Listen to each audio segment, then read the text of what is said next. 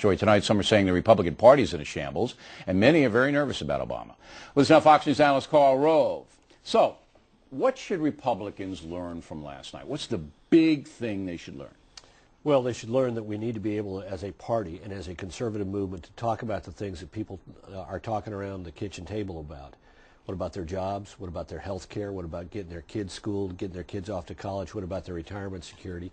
And we need to be able to talk about those issues in a way that makes sense to people sitting around the kitchen table. All right, so McCain didn't zero in on the economy strong enough, in your opinion?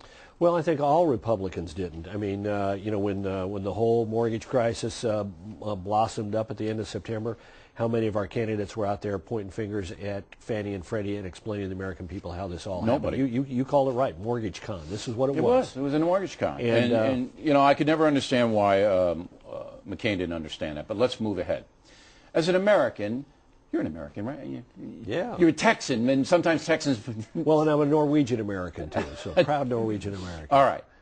Are you worried about Obama? Are you worried about this man? Look, I think... Come on, tell me the truth. As an American, not as a pundit, not as a... Let me tell you what I feel as an American. First, as an American, I love my country, and I want my president to succeed. So you want him to succeed, even though he's in the other party? That's right. Look, I was there when a president came in whom a lot of people in this country said, we don't think he's president, we'll never accept him as legitimate, and I saw how bad it was for the country. The Bush haters. The Bush haters. And so I don't want to be one of those. I want to be a person who says, I want our new president-elect to succeed. When he takes that oath of office after January 20th, it's the obligation of every American to give him a chance. And we agree with him when we think he's right. We hope he's open to persuasion if his mind is open and not made up. And when he's wrong, we do have an obligation to say, with all due respect, we disagree. You never met him, right? I know him. I've met him, sure. Oh, you have met him? Oh, sure. How absolutely. many times? A dozen or more. Really? Oh, yeah. You know him that much? Oh, yeah. Okay. In fact, we share a mutual friend. And so when he would come to the White House for meetings in 2005, 2006, and 2007. As a senator. As a senator, we'd hang out a little bit and talk about our mutual friend. I didn't know that. I'm glad now. Okay, so you know him as a guy.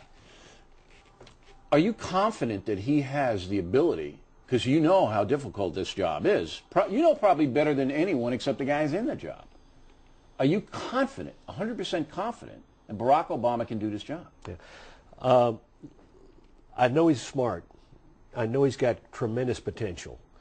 But this job requires discipline and focus and values. He's disciplined and focused. No, well, maybe. But you know, it requires a willingness to engage, to get your hands dirty in making policy. It requires you to do your homework. It requires you being an activist. It requires you to have values that are ingrained in your heart. So you're not sure. What I'm hearing from you is you're not sure. Look, if I was sure that he had it, I might have voted for him. But I voted for John McCain. All right, so you still have questions about it. And look, but here's the point. Now he's got the job, and we got to, every American, hope that he is, and pray for and support him in being up for the job. Okay. Well, the far-right ideologues aren't going to do that, and they're never going to do that. But I think most Americans will. However, I heard on the radio today a lot of fear. A lot of fear. Because, look, I've been covering this guy now for a couple of years. I don't know who he is still after all this time. I know his press people, his people keep the press away. I know he's a very disciplined guy, but he doesn't engage very much. I don't know, maybe he did with you. I don't know who he is. I don't know what he's going to do. I mean, I do know, as I said in the Talking Points memo, there's an enormous amount of pressure on him from far-left kooks. Right. Look, there are a lot of people there's a pent-up demand for spending in the Democrats in Congress. There's a pent-up demand for redistribution schemes. There's a pent-up demand for retribution. You're going to have a guy on later who would love for the new president-elect to come in and serve up indictments against everybody who served in the Bush administration. Kucinich. Right. So, yeah, but you're right. This is going to be a big test for him, because when he comes in, I see what happens when a president comes in. You get pushed and pulled and prodded and drawn in so many different ways. And the question is, do you have clarity about what you want to do? In your talking points, man, you had a very insightful point. He's talked about change. I've got a piece about this tomorrow in the Wall Street Journal. For 21 months, we've heard the poetry of change. Now is the rather prosaic phase of actually governing, and we do not know what that word change means. You don't, because he's going to be pulled to the left, and then he's got to govern, to the center, and what's he going to do? Now, I'm going to ask you a very, very tough question. Does President Bush feel responsible for the disintegration of the Republican Party?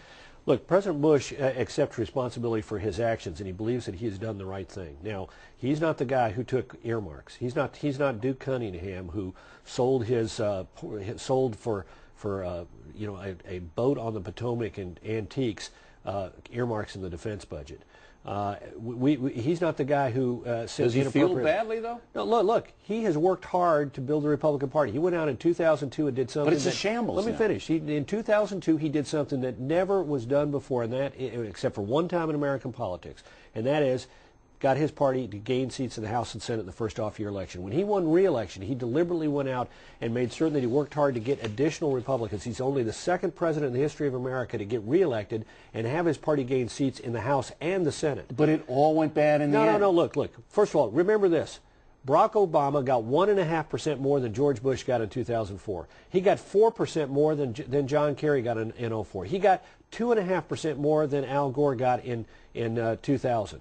And sure, I would have loved to have had more Republicans win. I would have loved for John McCain to win. And we lost. And we need to figure out why we did and build from there. But let's not all just sort of immediately say, oh, my God, it's a total disaster and we're in shambles. Let's be realistic about what the problems are and how we get out of them and take our time and not pick a premature fight with the new president. The American people don't want us to say, oh, we don't like you and we're against everything they do. They want us to be a reasonable position, the loyal opposition. The loyal opposition. There you go. Based on conviction and principle. All right.